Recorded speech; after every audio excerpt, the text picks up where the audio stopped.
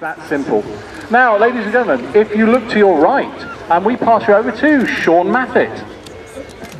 Melvin, thank you very much. Yes, look to your right, and here she is, Avro Vulcan XH558, the only flying Vulcan in the world in her last display season. So if this is your only air show of the season, this will be the last time you see her.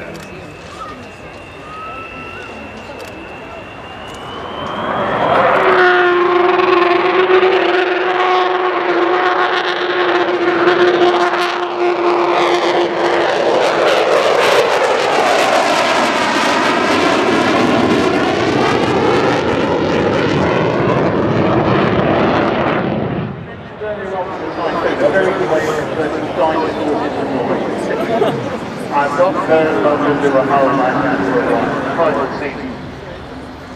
A British aeroplane that represents the very best imaginative, thinking out of the box virtues of aeronautical design and engineering. She is, indeed, the rock star of the aviation world. She's the single most popular aeroplane in the country, and you all love her so much that you've given more than £22 million to get her to the state she's in today. And she's been flying now for 8 years since she came back into the air, having left the Air Force in 1993.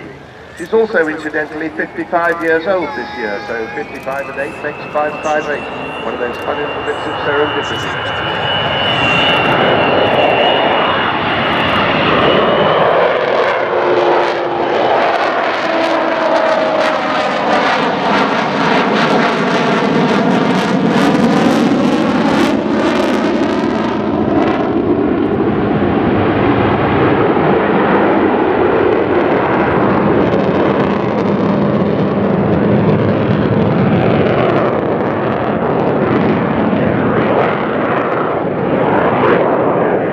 Of them, there's £5,000 in total. They're putting the wheels down now, not that she's going to land, but we get to see her fly by with that undercarriage down. 18 wheels in total, count them as they come by, 16 on the main undercarriage and 2 on the nose wheels. The RAF got its first Vulcan in 1956, and of course she'd been designed to carry the British nuclear deterrent during the Cold War. And I can remember only too well, around about that era, we really did believe that all of our lives and our civilization could end in nuclear war. Vulcan was one of the aircraft that stopped that happening. And in fact, last year, it was 25 years since the fall of the Berlin Wall and the collapse of European communist regime, which eventually ended the Cold War.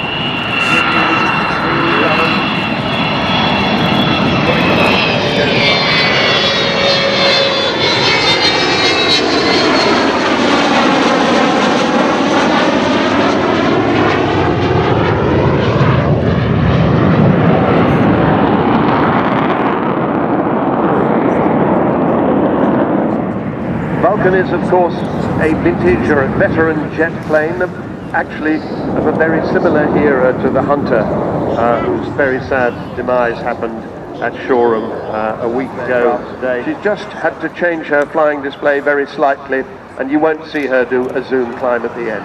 But she's doing pretty much the same other things that she's always done.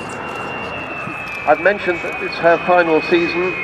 That's because 3 technical authority companies have decided they can't support her anymore. That's BAE Systems, Rolls-Royce, and Martin.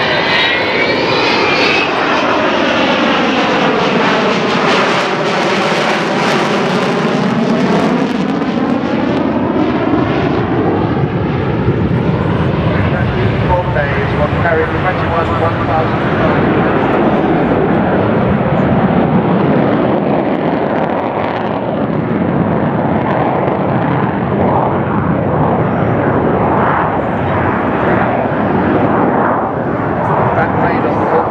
When they were occupied by the Argentines was the longest bombing raid in history at the time, and it involved no less than 18 air-to-air refuelings for 7,500 mile round trip.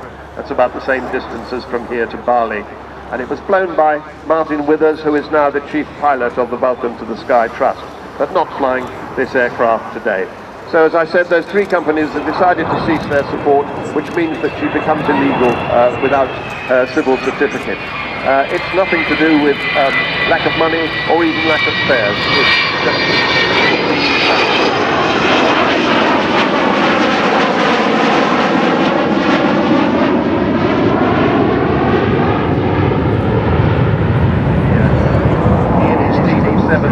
daily miracles of weakness on the earth.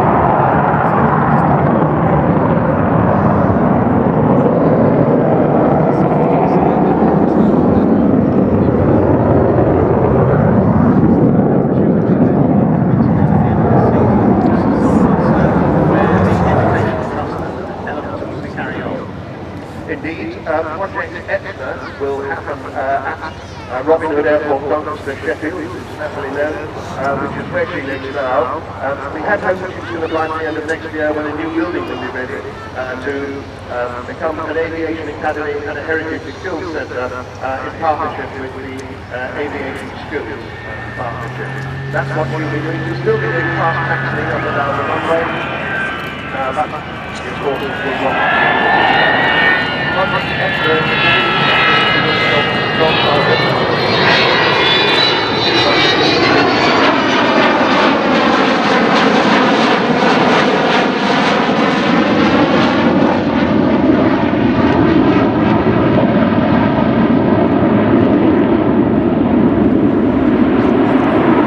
Say that, yes. We hope it'll be very successful. You've been talking earlier about how important it is to encourage young people into the aviation industry and into engineering as a whole. Well, that's exactly what Project Etna is going to do. Because Vulcan does have an amazing effect on young people. I've seen a 10-year-old say, is that a new stealth bomber? You know, an aeroplane that dates from, well, only 11 years after the Lancaster. The first Vulcan flew in 1952, 11 years after the Lancaster first flew. We said that Vulcan is going to be dedicated to promoting exactly that sort of thing. Now, I suspect that even with this changed flying display, I suspect this is probably the last pass. So if you're not going to be going to another air show this year, then this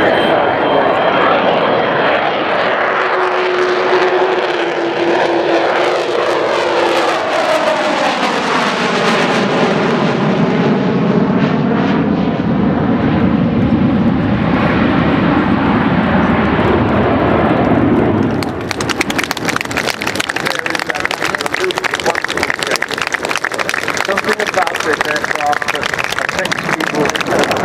The man who wrote The Cat in the Hat, he says, don't cry because it's over, smile because it happened.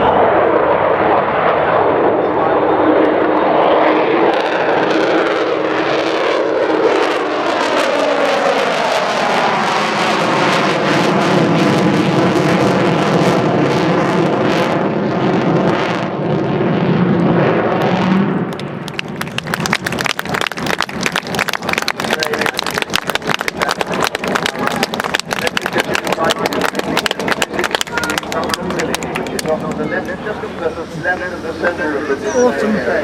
Those volunteers in the Vulcan village today were actually a week ago. They're still pretty shocked, but yet they've come here today to support the Vulcan. So please do go and see the Vulcan village.